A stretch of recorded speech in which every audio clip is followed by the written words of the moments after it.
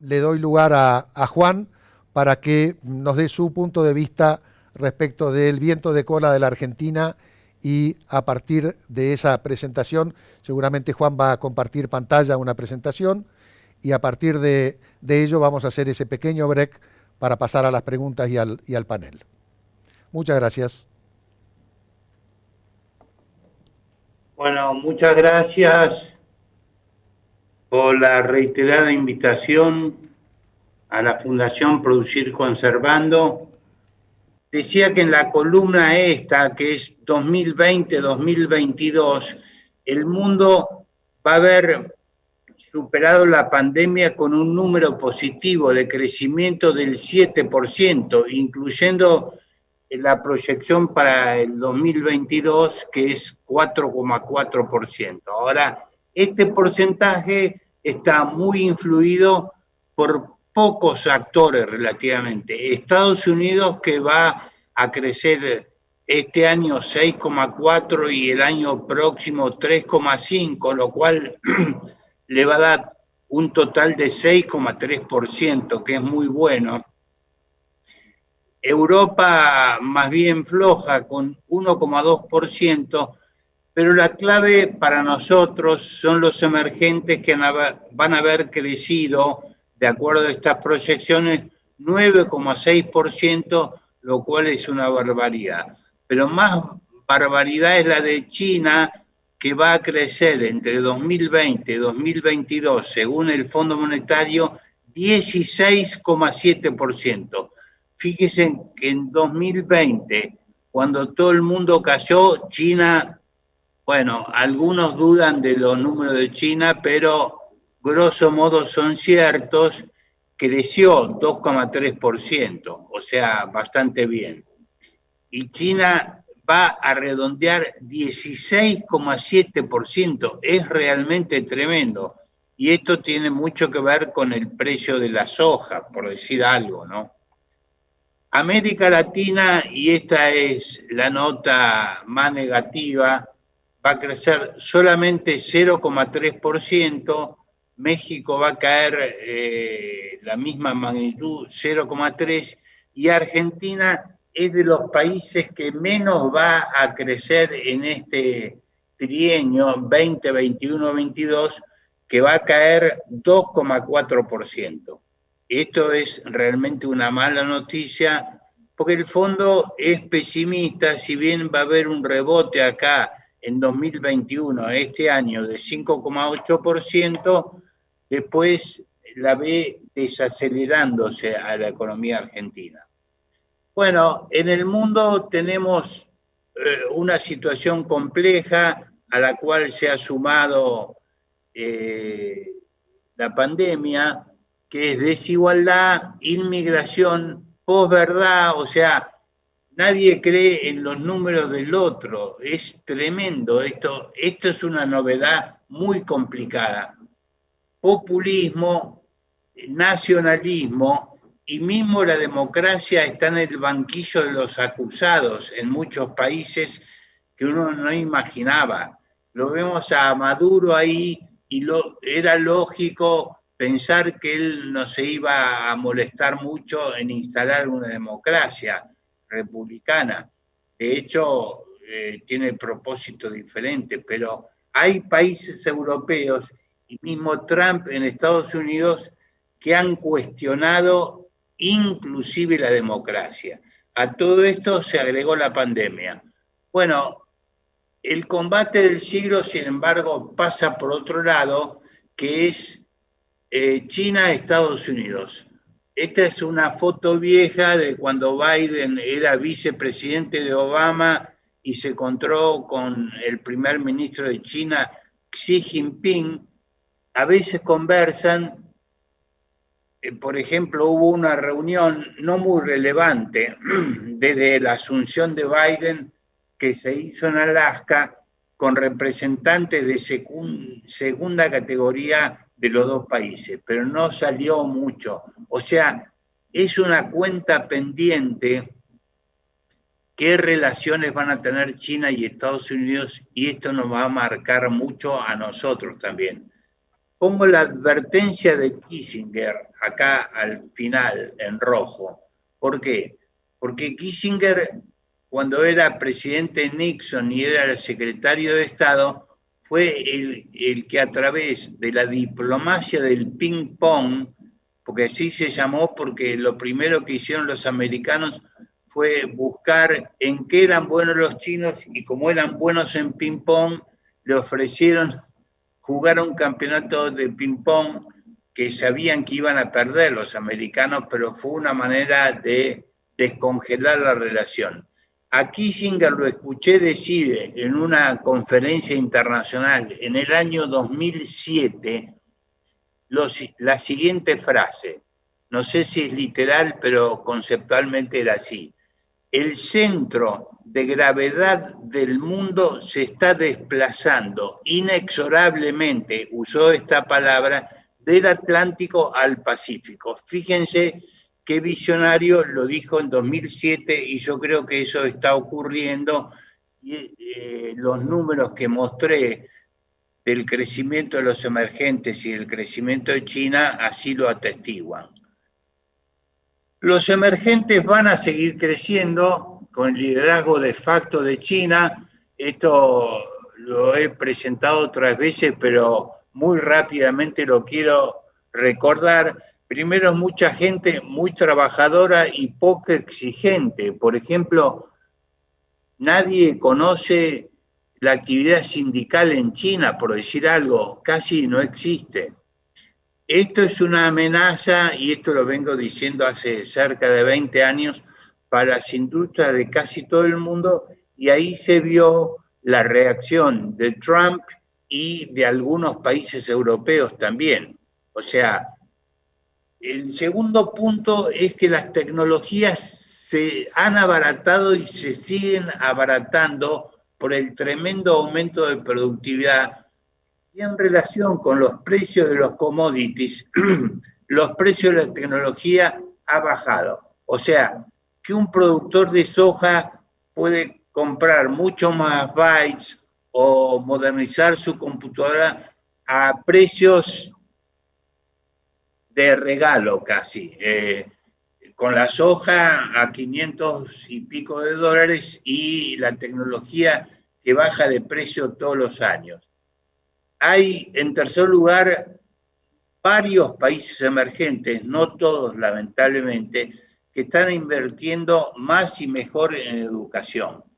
En cuarto lugar, se está incorporando el consumo, o se estaba antes de la pandemia, porque ahora esto hay que refrasearlo, más de 5.000 millones de personas, 70% del total de la población mundial, se estaba incorporando al consumo.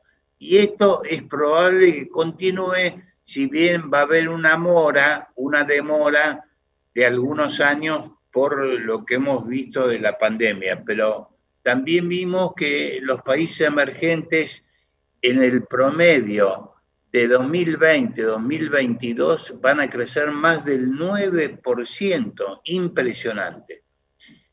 Y el quinto factor que explica un poco todos los demás es que las políticas económicas en la mayoría de los países emergentes, no es el caso de Venezuela, no es el caso de Corea del Norte, no es el caso, lamentablemente, tampoco de la Argentina, se han hecho más sensatas. Por ejemplo, todos los países de Asia, aún los que formalmente siguen siendo comunistas, como China y Vietnam, que formalmente son comunistas, siguen economías de mercado, con baja inflación, atracción de inversiones, solvencia fiscal y solvencia externa.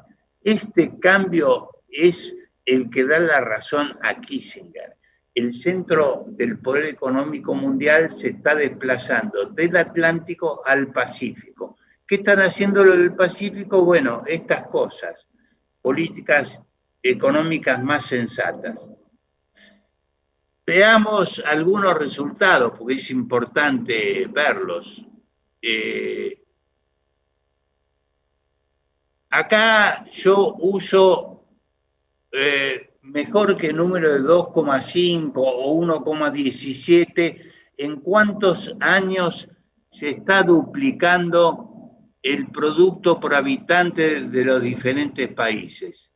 Bueno, el promedio mundial es 28 años, en los países desarrollados es 60 años, en América Latina lo mismo. Fíjense la diferencia entre 60 años y Asia, que se está duplicando cada 11 años, los emergentes cada 18.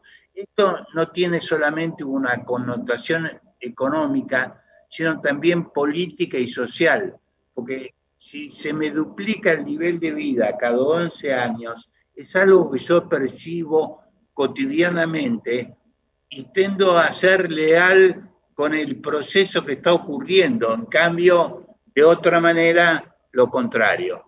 Y si exploramos América Latina, vemos que, bueno, Argentina está muy mal, duplicamos nuestro PIB cada 69 años, el único que está peor son dos países. México, que está palo y palo con nosotros, duplica cada 72 años, y Venezuela, que como está cayendo, duplica en infinitos años.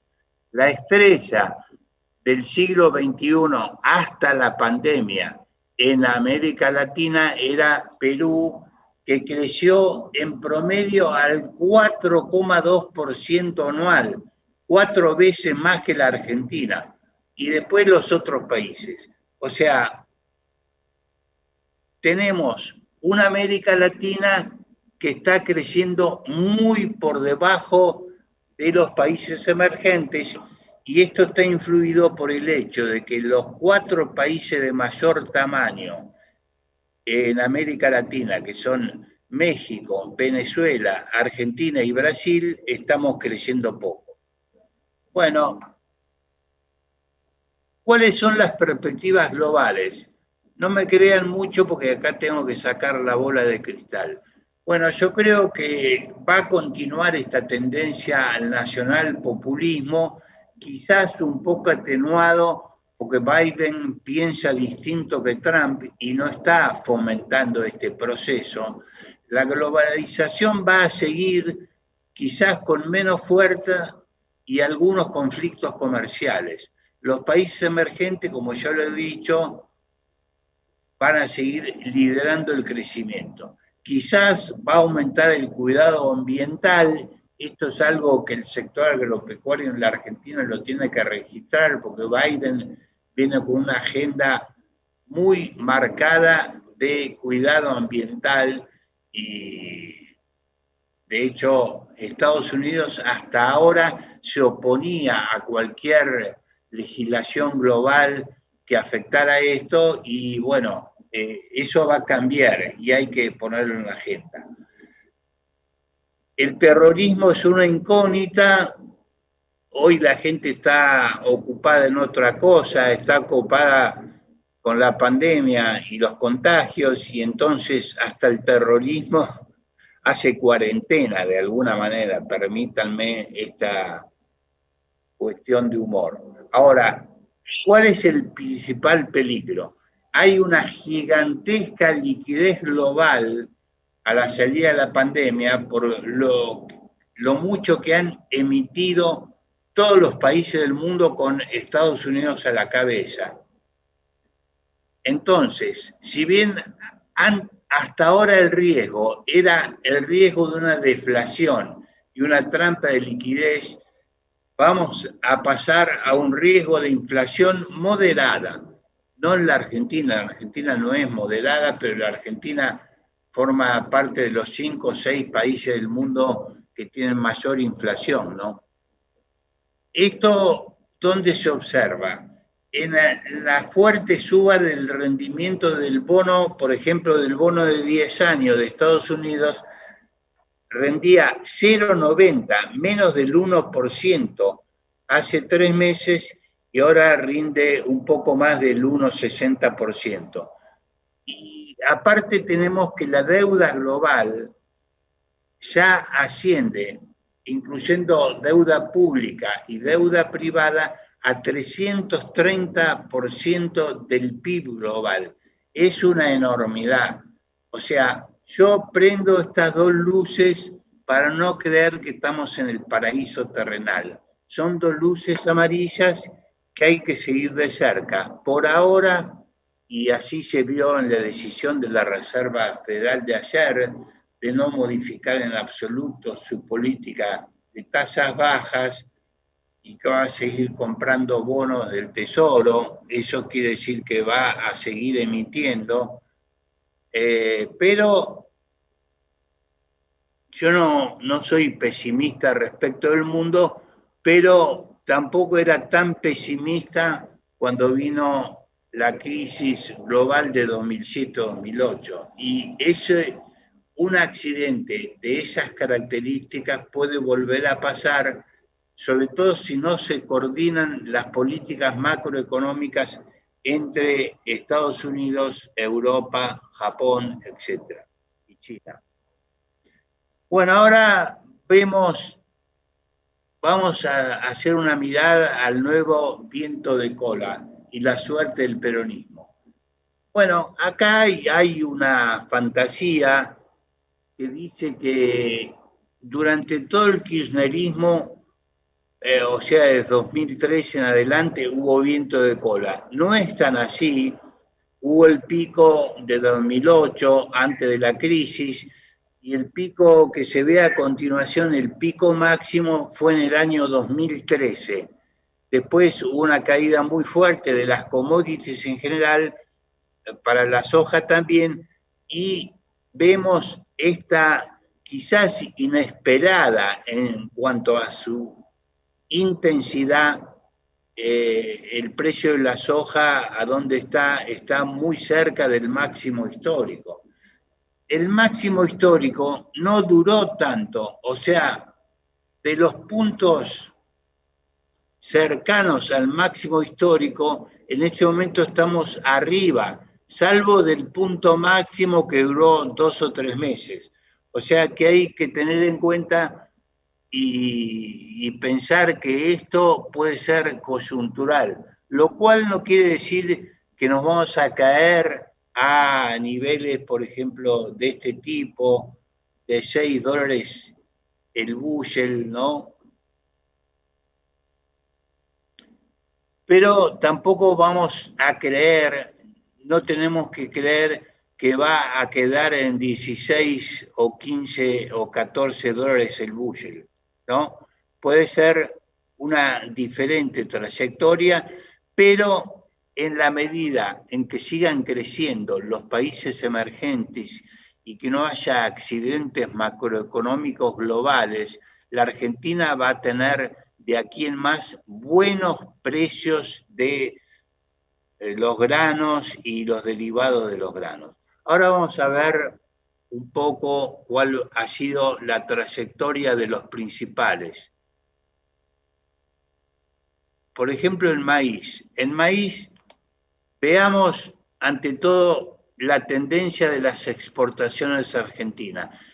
En el año 90 teníamos apenas el 4,2% del total de exportaciones, saltamos al 13%, en 2000, en 2020 al 22,3%, y en general, esto es fuente USDA, el USDA van a ver que en todos los casos tiene una proyección más bien pesimista para la Argentina. Fijémonos en el maíz, le da para el año 2020 38 millones de toneladas de exportación y para el año 2030 37. Esto no quiere decir que el USDA va a acertar exactamente en estos valores, pero nos ven pesimistamente en general.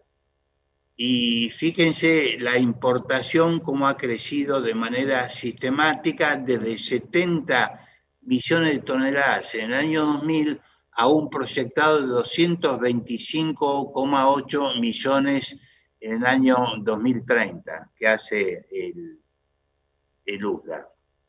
Veamos trigo. En trigo lo pongo en rojo y no en verde porque en general nuestro desempeño es muy pobre.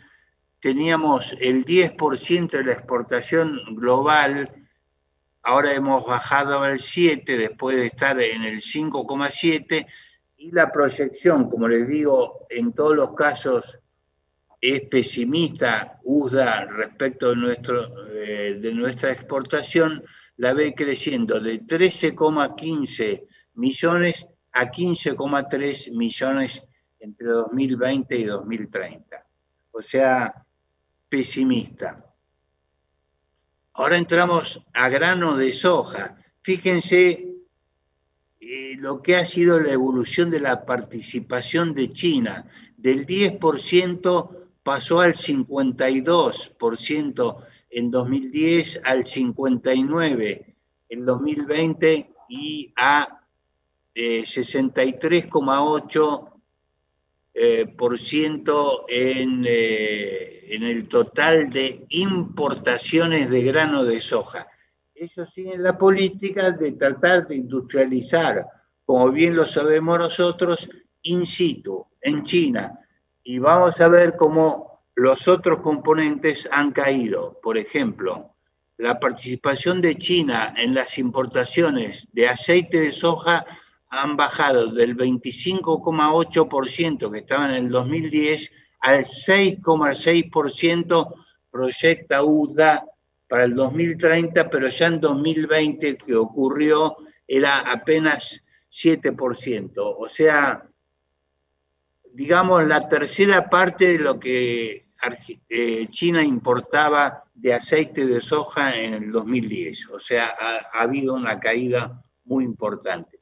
Y Argentina, bueno, ¿por qué lo pongo de este color? Que es un color, no es ni verde ni rojo, es amarillo, porque Argentina tenemos que contemplar que no es bueno ser el principal exportador y tener el 54% de las exportaciones. ¿Por qué? Por la sencilla razón que dejás o vas dejando de ser un país pequeño cuya cantidad de exportación no incide en el precio. Cuando vos estás arriba del 50%, como es el caso de la Argentina, del 45%, era ahora, pero el USDA proyecta 54%, hay una luz tenue. No es un tema tan complicado, pero los precios de la exportación argentina, si Argentina quiere aumentar mucho la exportación, se va a encontrar con una caída de precios. Y algo similar ocurre con la harina de soja, donde China ha virtualmente desaparecido de la importación. Fíjese, tenía el 3,7% y ahora el USDA directamente lo excluye de los principales importadores, y Argentina está en el 45%, más o menos ahora en el 40,3% y proyecta USDA el 44,7%. Y finalmente tenemos la carne vacuna, donde, bueno, estuvimos navegando en una decadencia muy marcada entre 2010 y 2020, sobre todo a partir de 2016, empezó a aumentar la exportación argentina y el USDA proyecta que se mantenga la participación de la Argentina en 12,2,3%. La participación de Asia es importante, no así la de China. Asia, fíjense que está importando el 54% de la carne vacuna y se proyecta el 57%. Los emergentes 73 están importando y van a pasar, según USDA, al 78%, pero no está China ahí. China, bueno, es un cliente potencial que yo creo que hay que considerar como se está viendo, ¿no? Esto lo están viendo ciertamente los productores.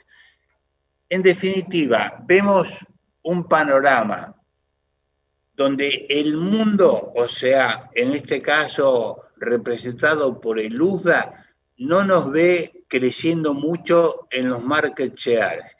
Y segundo punto, dentro de un clima que generalmente es más bien optimista porque el crecimiento de los emergentes, los precios de los granos están muy altos, etcétera, o sea que el clima general es optimista, tenemos que tener una mirada de buscar, de diferenciar clientes, porque si no podemos llegar a tener un problema con los precios de aquellos rubros como aceite de soja y harinas de soja que estamos cerca de la mitad de las exportaciones mundiales.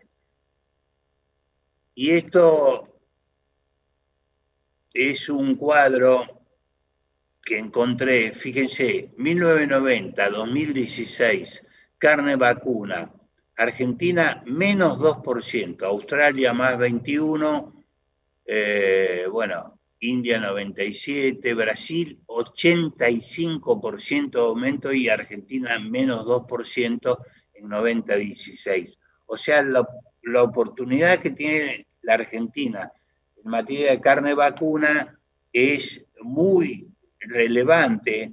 Con ver el caso de Brasil es obvio, hay que estudiar el caso de Brasil. Yo no subrayé, pero fíjense, Brasil exportaba 485 millones de toneladas, 485.000 toneladas en el año 2000 y ahora está en 3.800.000 proyectado por USDA para el 2030 y en 2.600.000 para el 2020. O sea, tenemos el caso de Brasil y hay que seguirlo. Ahora, como balance final, ¿qué sacamos de todo esto? Bueno, por un lado, yo creo, como factores favorables, el crecimiento de los países emergentes va a continuar. No se olviden nunca de la frase de Kissinger, porque dentro de los países emergentes el rol de Asia es fundamental. Y ojo que atrás viene África, que por ahora es un consumidor incomparable con Asia, pero va a ser el sucesor de Asia. Una vez que Asia llegue a niveles de vida mayores, África hay que tenerlo en el radar. O sea que yo creo que en base a esto habrá buenas chances de negocios privados y también negocios a medida por fuera del mercado, con este proyecto que me ha sorprendido de un mega criadero de cerdos que habría propuesto en una especie de contrato de leasing con Argentina. No conozco los detalles, alguno de ustedes me puede explicar, pero yo estos acuerdos que no son vía mercado, en principio le desconfío. No lo afirmo, lo sospecho, no lo afirmo. En contra tenemos el hecho que si lo desaprovechamos en la abundancia, cuando la economía crecida, será difícil evitarlo en la escasez. Tenemos la pandemia COVID, la alta demanda de gasto público, el aumento de la pobreza, 10 años de estancamiento que antes no estaban en el viento de cola, no estaban estos 4 ingredientes. ¿Y por qué son negativos para las perspectivas agropecuarias? Porque Argentina no ha logrado manejar bien la tensión entre exportación y consumo interno de alimentos.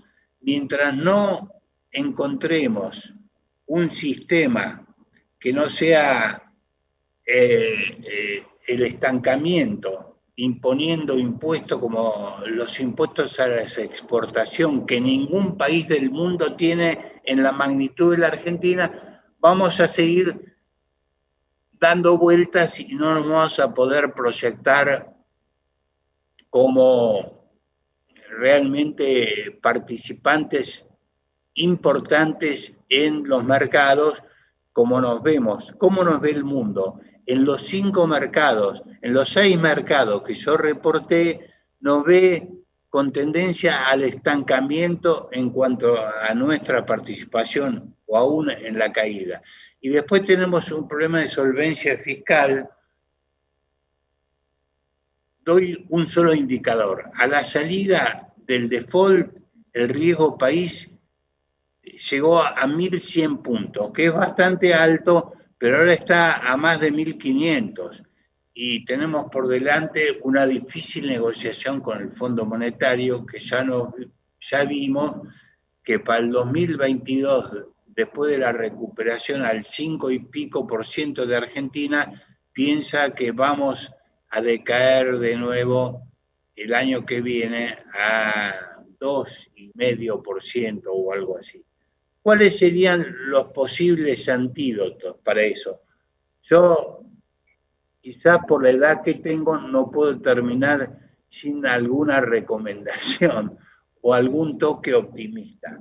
Yo creo que hay que proponer alternativas. ¿Qué sería lo lógico que tendría que ser la Argentina? Primero que nada, definir un rumbo claro hacia dónde queremos ir. ¿Vamos a seguir con instituciones republicanas o queremos cambiarlas? ¿Vamos a seguir siendo una economía que se integra al mundo o queremos desarrollar solamente el mercado interno? Este rumbo está muy confuso. Hay gente que piensa que no queremos ni inversión extranjera, salvo arreglos especiales como el que cité del eventual criadero de cerdos que habría propuesto China. O sea, no estamos convencidos y la gente no percibe que Argentina esté en un camino de abrir su economía a la inversión nacional y extranjera y de esa manera proyectarse al mundo. Eso no está claro. Una propuesta que hemos hecho con la Fundación, en trabajos para la Fundación, era considerar, por ejemplo, las retenciones como pago a cuenta del impuesto a las ganancias de las empresas o de las personas si son productores individuales no constituidos en sociedades. Esto yo creo que tendría 2 efectos muy importantes. Por un lado, que el que está más o menos al día, conste que digo más o menos al día, con la FIP, no se sienta tan mal en relación con quien no está para nada en regla con la FIP. O sea, produciría un blanqueo de la economía agrícola y pecuaria de la Argentina que yo creo que sería muy beneficioso para los productores más eficientes o para muchos productores más eficientes. Aumentaría la inversión, aumentarían las exportaciones y aumentaría el desarrollo o el crecimiento de cerca de 2/3 de las provincias argentinas que están involucradas en productos que para exportar tienen retenciones. Bueno, quizás me alargué más de la cuenta, pido disculpas y quedo a disposición de ustedes para la sesión siguiente que anunció Gustavo que íbamos a hacer de diálogo. Gracias.